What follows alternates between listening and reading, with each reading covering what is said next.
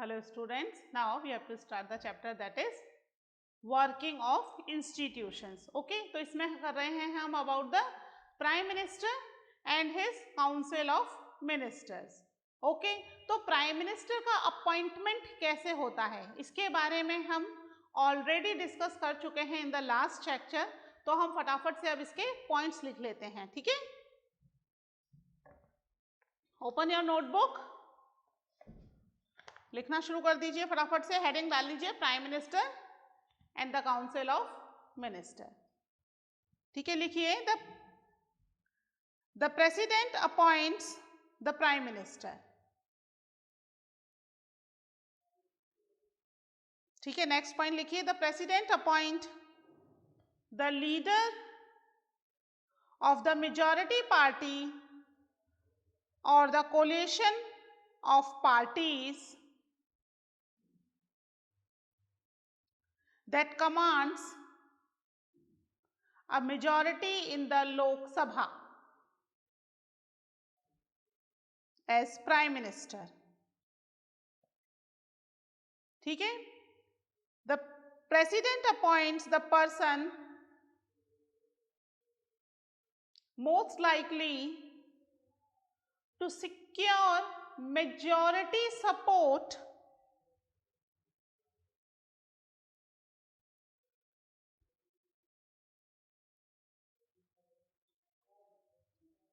ठीक है. फिर after the appointment of the prime minister the president appoints other ministers on the advice of prime minister. ठीक है, prime minister advice करेंगे, उसको वो अदर मिनिस्टर्स अपॉइंट करते जाएंगे. ठीक है, नेक्स्ट लिखिए the prime minister is free to choose ministers as long as they are members of parliament. ठीक है, जो पार्लियामेंट के मेंबर है उनमें से किसी को भी अपना मिनिस्टर चूज कर सकते हैं अपने हिसाब से. ठीक है, he is free, totally free prime minister. कई बार किसी आउटसाइडर को भी मिनिस्टर चूज किया जा सकता है, लेकिन यहां पर अब उस आउटसाइडर को मिनिस्टर चूज करने के 6 मंथ के अंदर ही, विद इन 6 मंथ उसको किसी ना किसी कॉन्स्टिट्यूएंसी से इलेक्शन फाइट कराना होगा और उसका जीतना भी जरूरी होगा. ठीक है, ये पॉइंट भी लिख लेते हैं. Sometimes a person who is not a member of parliament can also become a minister, but such a person has to get elected to one of the house of the parliament within 6 months of appointment as minister. ठीक है, as minister appoint होने के 6 महीने के अंदर लोकसभा और राज्यसभा दोनों में से किसी ना किसी का मेंबर होना जरूरी है. वही व्यक्ति यहां पर इंपॉर्टेंट पोस्ट होल्ड कर सकता है. ठीक है, लास्ट पॉइंट और लिख लीजिए. The prime minister does not have a fix tenure. ठीक है, फिक्स टेन्योर नहीं है प्राइम मिनिस्टर का. क्यों नहीं है, लिखिए इसके बारे में. He continue in power so long as he remains the leader of majority party और कोलिशन. ठीक है, बात समझ में आई. जब तक कि वो मेजॉरिटी पार्टी या कोलिशन का हेड है, लीडर है, तभी तक वो पावर में रहेगा. अगर उसकी मेजॉरिटी खत्म हो गई तो प्राइम मिनिस्टर की पोस्ट भी गई, है ना. अगर कोलिशन गवर्नमेंट है और दूसरी पार्टीज ने अपना सपोर्ट विथड्रॉ कर लिया तो भी गवर्नमेंट गई, है ना. तो यहाँ पर उसे अपने जितने भी मिनिस्टर्स हैं उन्हें साथ लेकर के चलना होता है। ठीक है, अब हम देखेंगे कि यहाँ पर जो मिनिस्ट्री है ना, इसमें जो भी मेंबर्स हैं वो किस तरीके से अपॉइंट हो रहे हैं। ठीक है, तो यहाँ पर सबसे इम्पोर्टेंट है काउंसिल ऑफ मिनिस्टर में प्राइम मिनिस्टर होते हैं सबसे पहले, तो सबसे इम्पोर्टेंट। ठीक है, डिसीजन जो है वो प्राइम मिनिस्टर की इच्छा के बिना नहीं लिया जाएगा। इसके बाद इन प्राइम मिनिस्टर के सबसे इम्पोर्टेंट जो होते हैं वो होते हैं कैबिनेट मिनिस्टर।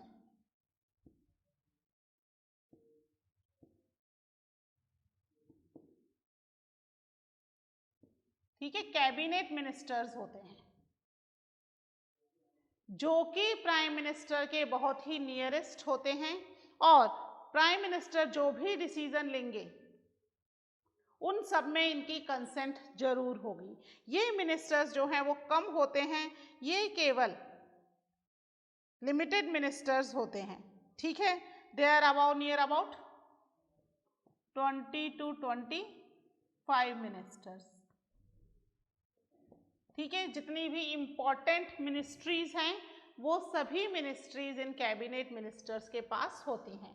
इसके बाद फिर एक नेक्स्ट लेयर होती है, ये जो हैं ये मिनिस्टर्स कहलाते हैं मिनिस्टर्स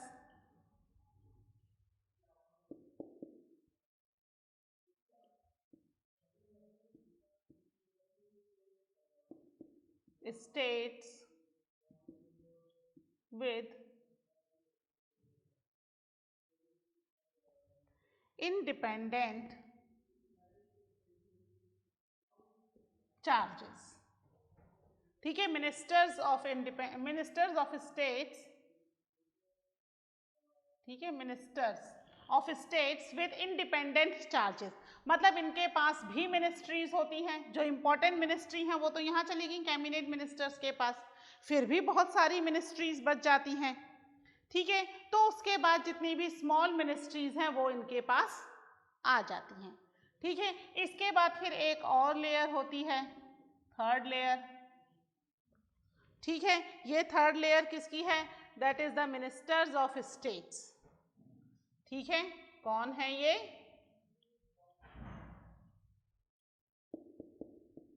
मिनिस्टर्स ऑफ स्टेट्स। बाकी बचे हुए जितने भी मिनिस्टर्स हैं, यानी सारी मिनिस्ट्री डिस्ट्रीब्यूट कर दी, इंपॉर्टेंट कैबिनेट मिनिस्ट्री तो यहाँ आ गई, उसके बाद जितनी भी छोटी मिनिस्ट्रीज थी वो ministers of state with independent charges इनके पास चलेगी।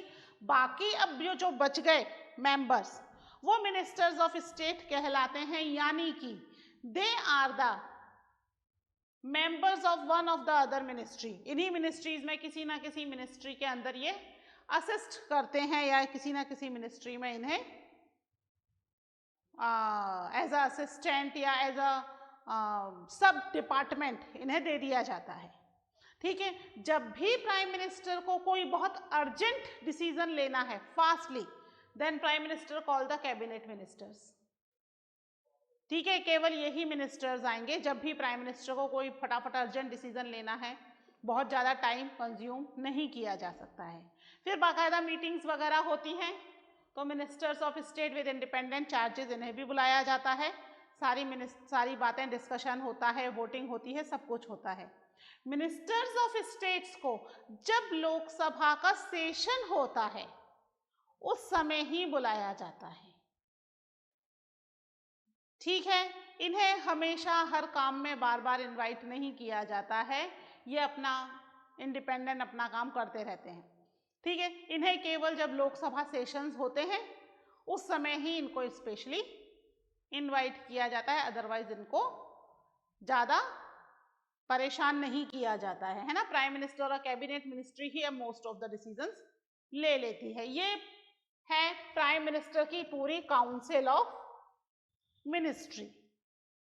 ठीक है, पूरी मिलकर के इनकी काउंसिल ऑफ मिनिस्ट्री बनी। जब भी किसी इंपॉर्टेंट मैटर में डिसीजन लेना हो या वोटिंग करनी हो तब प्राइम मिनिस्टर की कैबिनेट, ये जो काउंसिल ऑफ मिनिस्ट्री है, ये एक इम्पॉर्टेंट रोल प्ले करती है, क्योंकि प्राइम मिनिस्टर तभी बनेगा जब उनकी मेजॉरिटी होगी, है ना। तो अब जब भी कोई बिल पर या किसी भी रिलेटेड पॉलिसी पर वोटिंग होती है, तो प्राइम मिनिस्टर के डिसीजन के अकॉर्डिंग ये सभी अपना वोट कास्ट करते हैं, ठीक है। इन फेवर करना है और अगेंस्ट करना है, it is decided by the whole group, है ना। प्राइम मिनिस्टर के साथ पूरा ग्रुप डिसाइड करता है क्या करना है। तो अब क्योंकि मेजॉरिटी में है, तो अब ये जो भी वोट डालेंगे आइदर इन सपोर्ट और इन अगेंस्ट, वही चीज पास होगी, क्योंकि ऑलरेडी मेजॉरिटी के थ्रू ही आए हैं।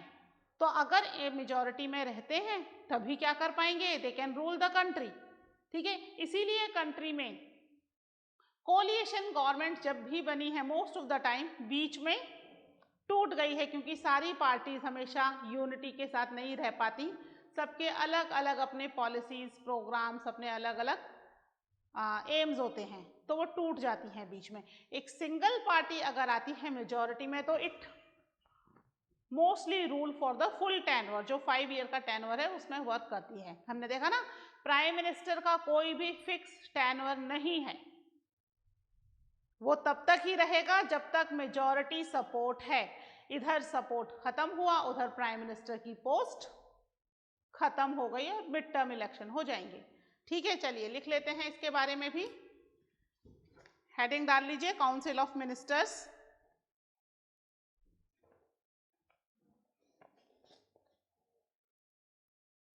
हेडिंग डाल लीजिए काउंसिल ऑफ मिनिस्टर, ठीक है। लिखिए, council of minister is the official name for the body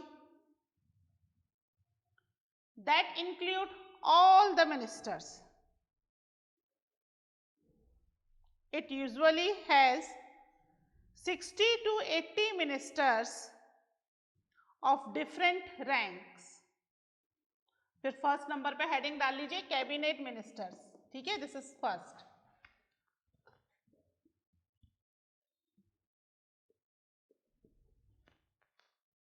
cabinet ministers लिखिए, these are usually top level leaders of the ruling party or parties who are in charge of the majority ministries.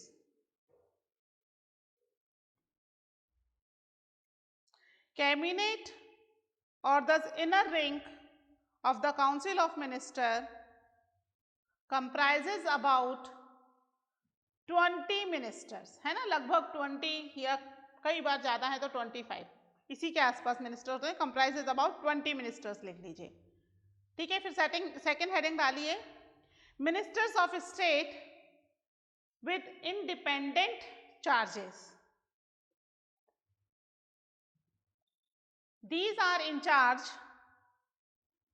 These are usually in charge of smaller ministry. They participate in the cabinet meeting only when specially invited. ठीक है, cabinet meeting में कब participate करेंगे, जब इनको invite किया जाएगा। अगर इनवाइट नहीं किया गया तो पार्टिसिपेट नहीं करेंगे, ठीक है, कैबिनेट की मीटिंग में। तो कैबिनेट मीटिंग में स्पेशली इनविटेशन के साथ आते हैं। फिर थर्ड लिख लीजिए, ministers of state. These are attached to and required to assist cabinet ministers, ठीक है, कैबिनेट मिनिस्टर्स को असिस्ट करते हैं, यानी इनकी जो डिपार्टमेंट है या मिनिस्ट्रीज हैं वो बड़ी मिनिस्ट्रीज होती हैं। जैसे फाइनेंस है तो फाइनेंस के अंदर एक टैक्सेशन का हो गया, एक रेवेन्यू का हो गया, अलग अलग कई सारे डिपार्टमेंट हैं, तो उनमें से किसी ना किसी एक डिपार्टमेंट में एज असिस्टेंट काम करेंगे, है ना। ऐसे ही बहुत सारे अलग अलग, जैसे डिफेंस है तो डिफेंस में भी कई सारे डिपार्टमेंट हो गए, आर्म्स एम्यूनेशन के लिए एक अलग डिपार्टमेंट है, आर्मी का अलग डिपार्टमेंट है ना। कहने को तो एक ही डिपार्टमेंट है डिफेंस, पर सब डिपार्टमेंट बहुत सारे हैं।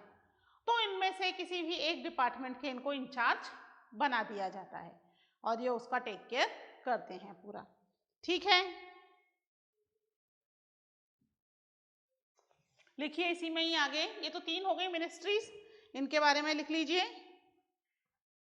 It is not practical for all ministers to meet regularly and discuss everything. The decisions are taken in cabinet meeting. That's why parliamentary democracy in most countries is often known as cabinet form of government. है ना, कौन सी form of government? Cabinet form of government कहलाती है, क्योंकि सबसे discussion करना, सबके साथ कंसल्ट करना इज नॉट इजी और पॉसिबल। ठीक है, तो कैबिनेट मिनिस्ट्री डिसाइड कर लेती है, डिस्कस कर लेते हैं आपस में, and then finally it is informed to the other ministers, है ना, और बाद में उनका कंसेंट ले लिया जाता है। ठीक है, तो ये तो हो गया अबाउट द कैबिनेट मिनिस्टर्स। इसके अलावा नेक्स्ट पॉइंट एक और लिखिए, every ministry has secretaries who are civil servants, permanent executive, है ना। Every ministry has secretaries who are civil servants. These secretaries provide the necessary background information to the ministers to take decision. ठीक है, permanent executive है ना, उन्हें पता है पहले क्या काम हो चुका है, क्या पेंडिंग चल रहा है, तो वो बैकग्राउंड इंफॉर्मेशन या जो भी इंफॉर्मेशन प्रोवाइड करनी होती है वो उन्हें कर देते हैं। ठीक है, इसलिए हर एक डिपार्टमेंट में परमानेंट एग्जीक्यूटिव्स भी होते हैं जिन्हें सेक्रेटरीज कहा जाता है। नेक्स्ट देखिए, the cabinet as a team, next point लिखिए, the cabinet as a team is assisted by the cabinet secretariat. This includes many senior civil servants who try to coordinate the working of different ministries. ठीक है, अलग अलग ministries के साथ coordinate करते हैं। ठीक है, कि कौन कौन सी मिनिस्ट्रीज हैं, किसको क्या इंफॉर्मेशन प्रोवाइड करनी है, बिकॉज दे आर एक्सपीरियंस्ड, है ना, एंड परमानेंट, तो उन्हें सारा कुछ जो भी डिपार्टमेंट में हो रहा है सारा कुछ पता है। ठीक है, अब हम करेंगे next, powers of prime ministers. ठीक है, नेक्स्ट हेडिंग डाल दीजिए, क्या है next heading? Powers of prime minister. ठीक है, हमारे यहाँ पर जो मेन पावर है वो बेसिकली प्राइम मिनिस्टर के पास ही होती है। ठीक है, क्यों होती है? क्योंकि प्राइम मिनिस्टर के बाद कैबिनेट मिनिस्ट्री है ना, पूरी काउंसिल ऑफ मिनिस्टर्स हैं। काउंसिल ऑफ मिनिस्टर्स के कंसेंट के बिना, उनकी वोटिंग के बिना कोई भी डिसीजन नहीं लिया जाता, और इनका लीडर कौन है? प्राइम मिनिस्टर लीडर है। तो प्राइम मिनिस्टर फाइनली लीड कर रहे हैं, तो इनको, इनके परमिशन के बिना ये लोग भी कोई काम नहीं करते। ठीक है, आपस में कोऑपरेट करेंगे तभी क्या होगा, ये रूल कर पाएंगे for continuous for next 5 year, otherwise इनका रूल बीच में ही खत्म हो जाएगा। सपोर्ट नहीं रहेगा ना, तो हमने देखा प्राइम मिनिस्टर का फिक्स टेन्योर नहीं है, कभी भी खत्म हो सकता है ना। कोलिएशन गवर्नमेंट में कई सारे एग्जाम्पल्स हैं। अटल बिहारी वाजपेयी 2 बार कोलिएशन गवर्नमेंट के लीडर बने, बट दोनों बार वो रूल नहीं कर पाए। ठीक है, वहीं हम देख रहे हैं पीएम मोदी, देखिए 10 साल से रूल कर रहे हैं, मेजॉरिटी पार्टी के हैं। मनमोहन सिंह जी ने 10 साल रूल किया, मेजॉरिटी पार्टी से चूज होकर आए थे, सिंगल पार्टी से। ठीक है, तो लिखिए इसमें पावर्स ऑफ द मिनिस्टर्स क्या है, हेडिंग डाल लीजिए, powers of the ministers. First लिखिए, he chairs cabinet meetings coordinate the work of different department,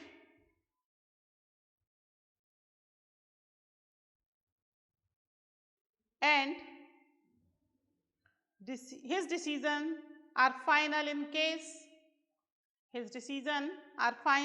case disagreement arise between department, है ना। अगर दो डिपार्टमेंट में कोई डिसएग्रीमेंट हो गया है, कोई कॉन्फ्लिक्ट है, तो प्राइम मिनिस्टर का डिसीजन फाइनल होगा। ठीक है, नेक्स्ट लिखिए, इसमें नेक्स्ट पावर लिखिए, he exercise general supervision of different ministries.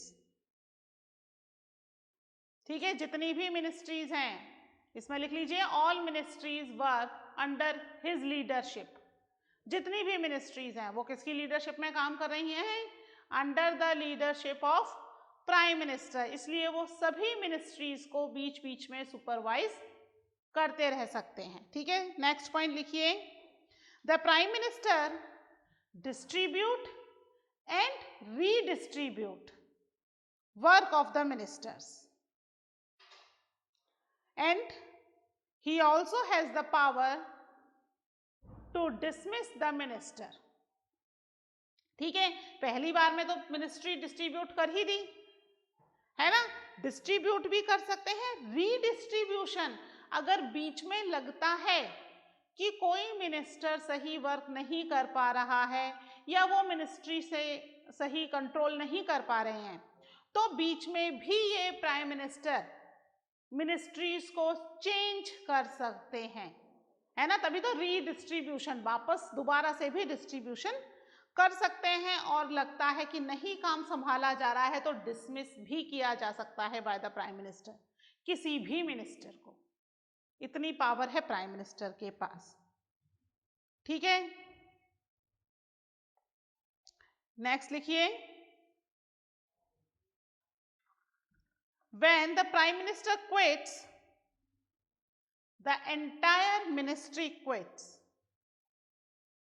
ठीक है, प्राइम मिनिस्टर अगर किसी भी रीजन से रिजाइन कर देते हैं, प्राइम मिनिस्टर के रिजाइन का मतलब है पूरी की पूरी काउंसिल ऑफ मिनिस्ट्री का भी रिजाइन। अंडरस्टूड है कि भाई अगर प्राइम मिनिस्टर ने रिजाइन किया है तो पूरी की पूरी मिनिस्ट्री भी इनके साथ ही खत्म हो गई।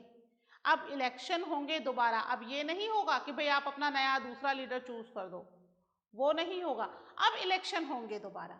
नेक्स्ट इलेक्शन में अब जो पार्टी जीत कर आएगी उनके लीडर को प्राइम मिनिस्टर बनाया जाएगा। ठीक है, तो प्राइम मिनिस्टर अगर क्विट करते हैं फॉर एनी पर्पज और एनी रीजन, तो पूरी की पूरी पार्लियामेंट, वो जो पूरी की पूरी कैबिनेट है उसे भी क्विट करना पड़ेगा। ठीक है, ठीक है, जितने भी डिसीजन होते हैं पार्लियामेंट्री डिसीजन, वो सारे डिसीजन प्राइम मिनिस्टर लेंगे। जितने भी अपॉइंटमेंट हो रहे हैं इंपॉर्टेंट अपॉइंटमेंट, वो सारे अपॉइंटमेंट प्राइम मिनिस्टर करते हैं। ठीक है, इसके अलावा जो प्राइम मिनिस्टर हैं प्रेसिडेंट करते हैं सारे अपॉइंटमेंट, बट मेन पावर जो होती है वो किसकी होती है? That is of the prime minister. ठीक है, लिख लीजिए इसमें, the prime minister controls the cabinet and parliament through the party.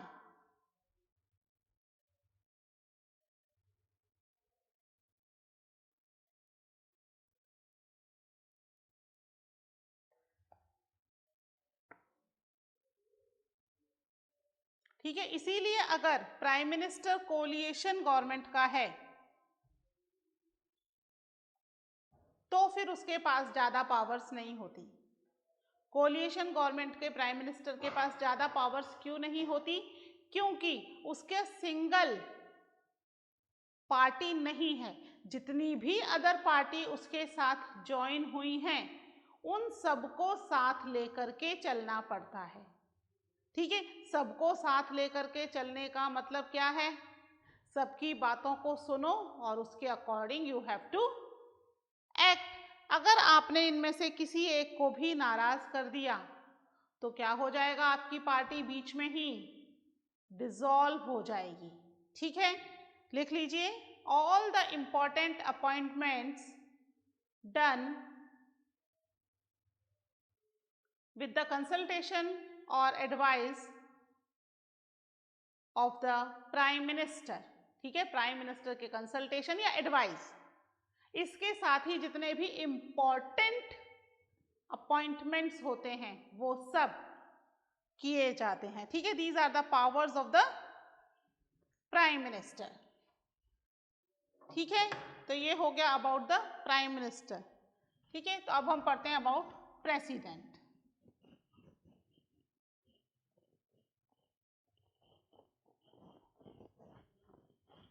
Prime minister के बारे में समझ में आ गया। ठीक है, हमारे यहाँ पर प्रेसिडेंट का अपॉइंटमेंट भी बहुत ही अलग तरीके से किया जाता है।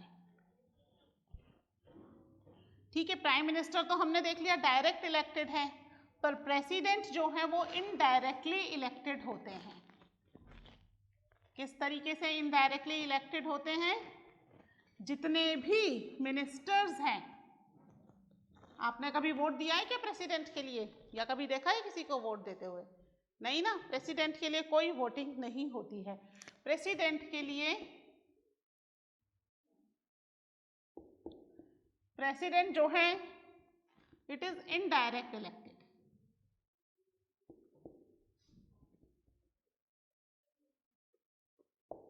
ठीक है, इनडायरेक्ट इलेक्शन होता है। जितने भी एमपीज जो हैं वो इनके अपॉइंटमेंट के लिए वोट देते हैं। ठीक है, अब ये एमपीज के वोट की, हर एमपी के या फिर जितने भी एमएलएज हैं ये सब वोट देते हैं। इन सब के वोट की वैल्यू जो है वो अलग अलग है। क्यों अलग है? कितने लोगों को ये रिप्रेजेंट कर रहे हैं, ये रिप्रेजेंटेटिव इलेक्शन है इनका, है ना। कितने लोगों को ये एमपी और एमएलए रिप्रेजेंट कर रहे हैं, उसके अकॉर्डिंगली इनके वोट की वैल्यू होगी। यानी इनके वोट की वैल्यू नहीं है, वैल्यू है उस कॉन्स्टिट्यूएंसी की, जिस कॉन्स्टिट्यूएंसी के बिहाफ पर ये एमएलए या एमपी चूज होकर के आए हैं। ठीक है, तो उसके अकॉर्डिंग इनके वोट की वैल्यू होगी, उसके अकॉर्डिंग इनका वैल्यू वोट जो है वो काउंट किया जाएगा और फिर फाइनली प्रेसिडेंट को इलेक्ट किया जाएगा। किसी भी कोई भी पार्टी जो है वो अपनी तरफ से प्रेसिडेंट के लिए नाम नॉमिनेटेड कर सकती है, ऑपोजिशन पार्टी भी अपनी तरफ से नाम नॉमिनेट कर सकती है प्रेसिडेंट के लिए, और रूलिंग पार्टी तो करती ही है। ठीक है, और फिर फाइनली इनके इलेक्शन हो जाएंगे और इलेक्शन में एक जो भी चूज किए गए मेंबर्स हैं 2, 3, they become the president of the country. ठीक है, इनका प्रॉपर पूरा प्रोसीजर और पावर्स वगैरह हम पढ़ेंगे in the next lecture. Okay, till then take care, bye.